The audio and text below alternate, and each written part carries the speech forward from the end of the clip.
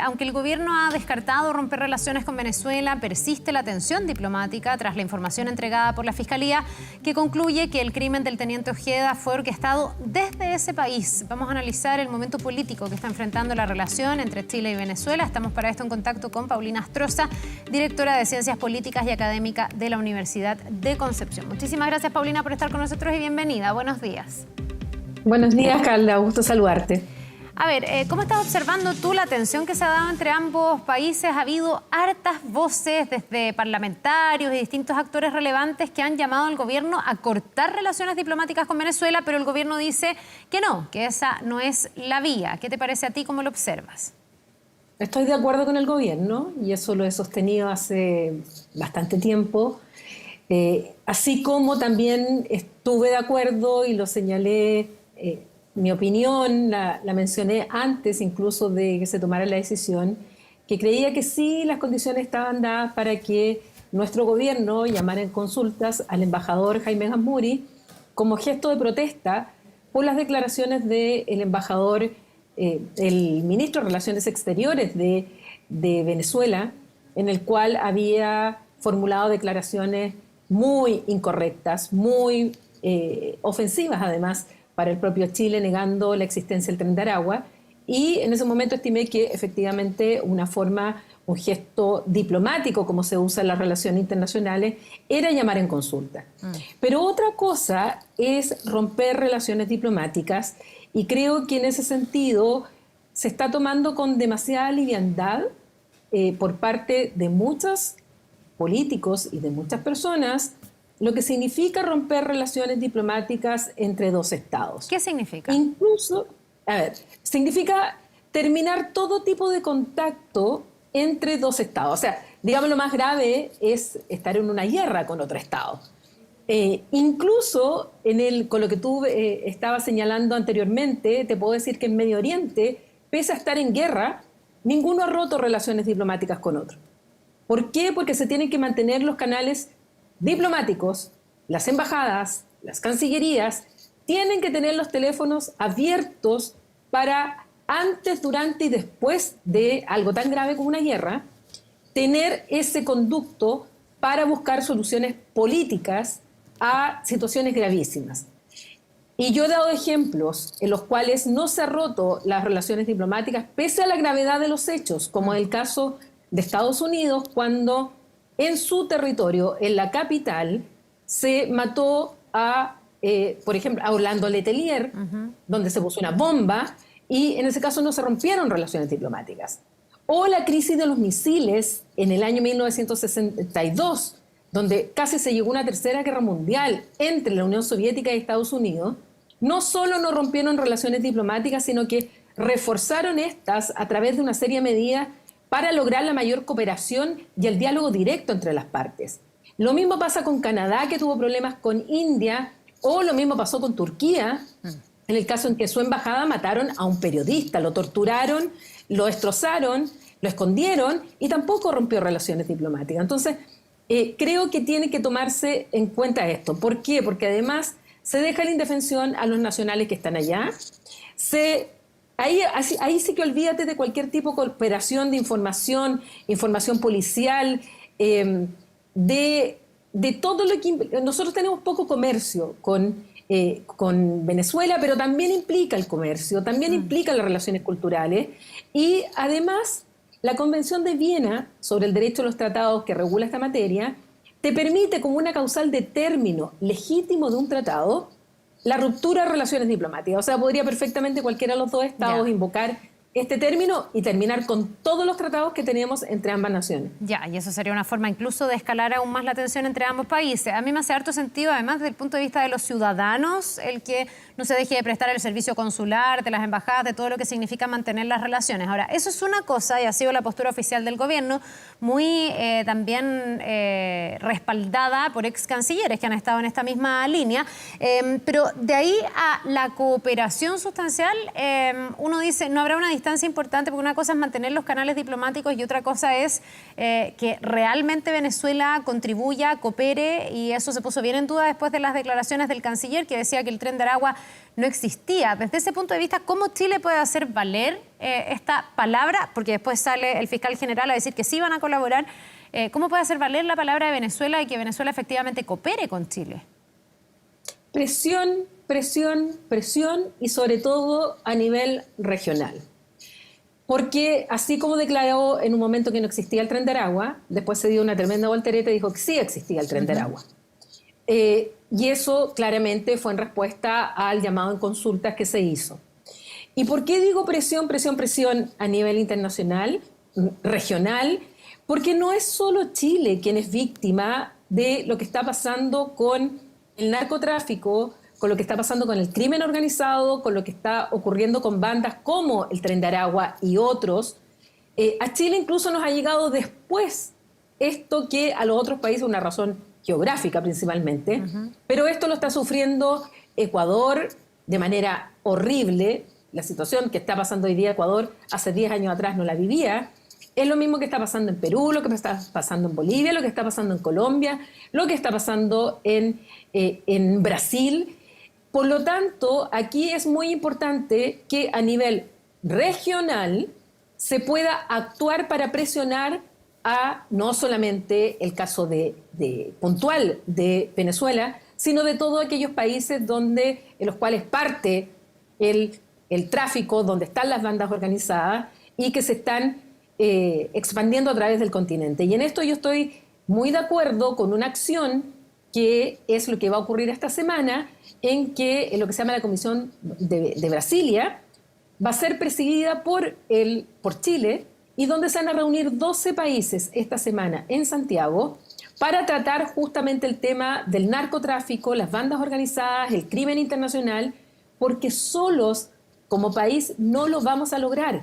Se están haciendo propuestas por parte de políticos que son impracticables, que no lo van a lograr, que esto ya está probado en cuanto tanto al tráfico o a las presiones migratorias como a la lucha contra el tráfico. ¿A qué te refieres tú? ¿A la idea de cerrar fronteras, de no permitir que ingresen venezolanos? ¿A qué te refieres cuando dices que se están proponiendo cosas que son inviables? O sea, primero romper relaciones diplomáticas. Creo que sería ahondar más aún y dejar mayor espacio justamente para que no logremos nada de parte de Venezuela. Segundo, con las opiniones, por ejemplo, que le escuché al diputado Manucheri de 24 meses, 2 años en el cual no puedan entrar ni salir venezolanos. O que se esté planteando que se expulse a todos los venezolanos. Resulta que el único país que recibe a venezolanos o debiera recibir a venezolanos es Venezuela. Y si cortamos con ellos, ¿cómo lo presionamos? ¿De qué manera los presionamos? Si Bolivia no lo recibe, Colombia no lo recibe, otros países no lo reciben. E insisto, este problema se lo está causando Venezuela no solo a Chile, se lo está causando al resto de los vecinos. Y aquí es Brasil principalmente quien tiene que jugar un rol importante.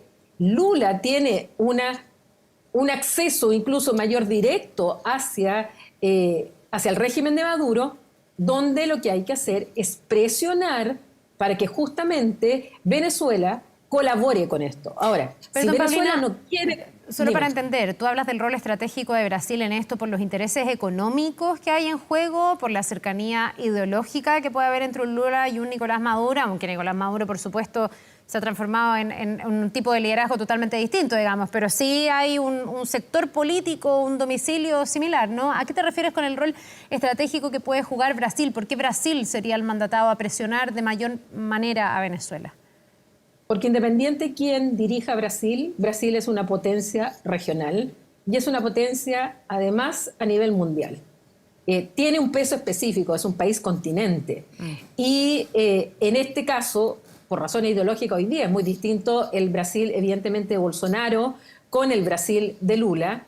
Lula tiene que asumir su rol de un gobernante de izquierda, pero no de esa izquierda que vaya a avalar una dictadura como es la del régimen de Maduro.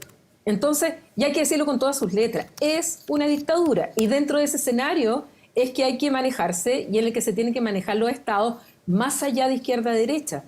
Porque el flagelo de lo que estamos viviendo, de la crisis de seguridad, en el que países como Chile, pero insisto, Chile ahora, los otros países ya lo han vivido antes, estamos viendo crímenes que no habíamos conocido, como el sicariato, como el secuestro por extorsión, como el ajuste de cuentas, como las bandas organizadas están dentro de las poblaciones.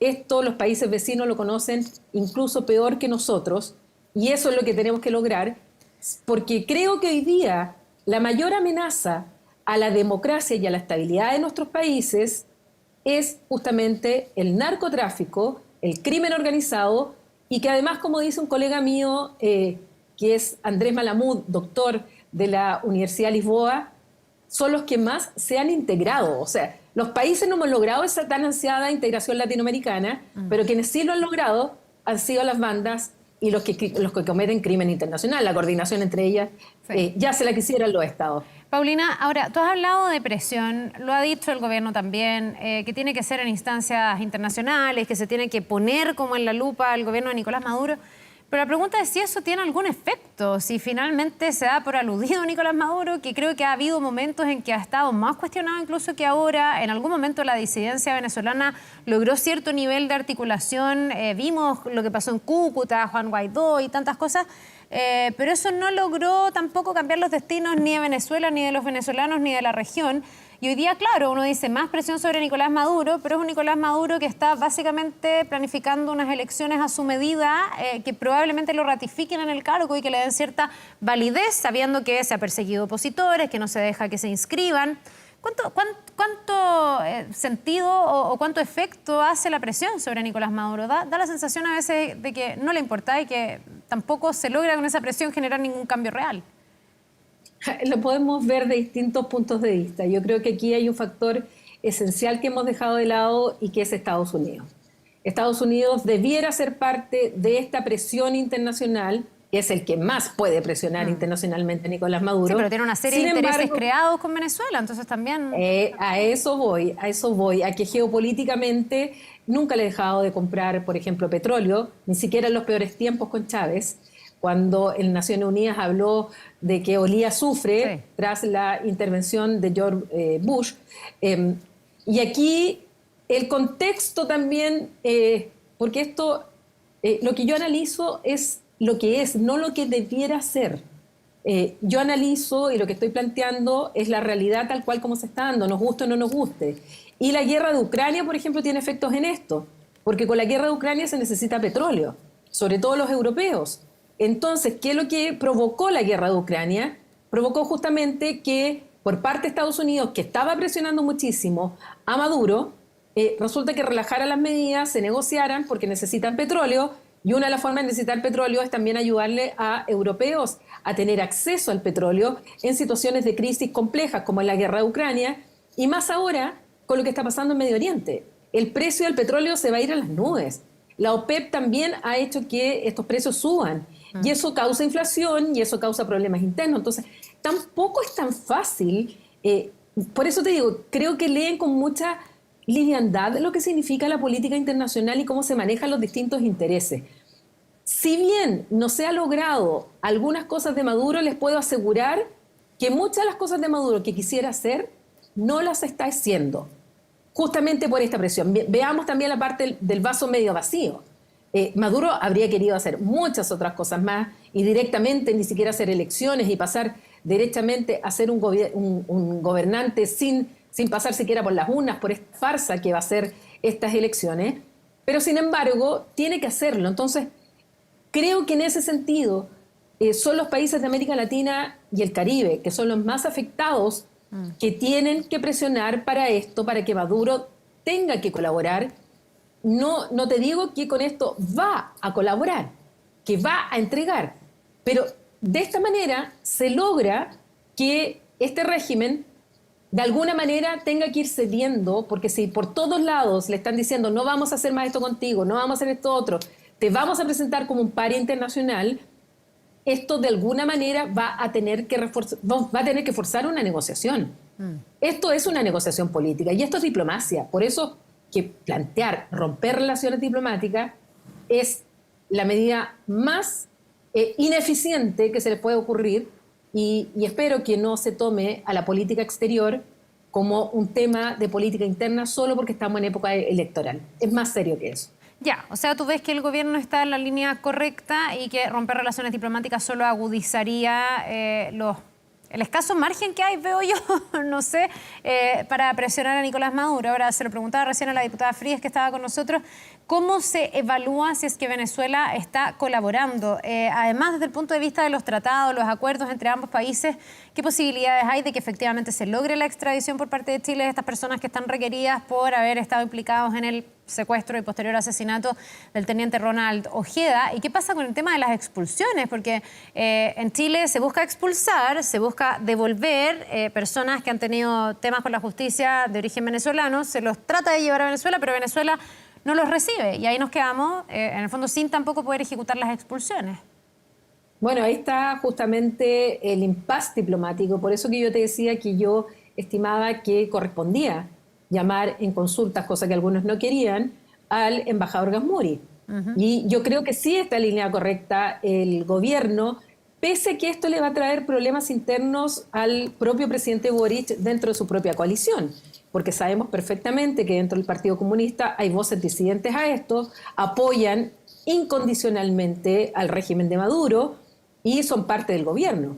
Entonces, esto también trae problemas, sin duda, dentro de la toma de decisión en materia de relación internacional al propio gobierno, y creo que, contrario a criticarlo, lo que hay que hacer es apoyarlo en esta medida, porque además que creo que es la que políticamente, internacionalmente corresponde, no hay que debilitar su flanco interno para poder lograr que las policías se coordinen, de que nombren a la persona técnica que no lo habían hecho en este acuerdo de entendimiento, este memorándum de entendimiento, para que lo digamos en términos correctos, que fue lo que firmó el subsecretario Monsalve con las policías allá.